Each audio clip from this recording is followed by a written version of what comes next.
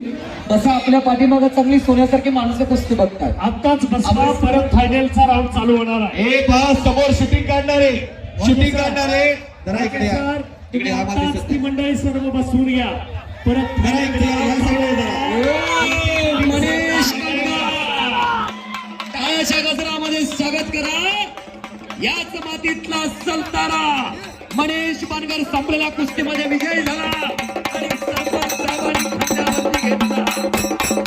गणेश पांडे, हात गणेश चिट्टे माळशिरस आणि बबुले अरे पाडवा अभय जगताप भैयांचा पट्टा, कांतारा बाबा तळकेचा पट्टा आहे.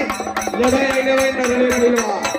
मनीष बानगर याला आपण मैदानात यायचं आहे.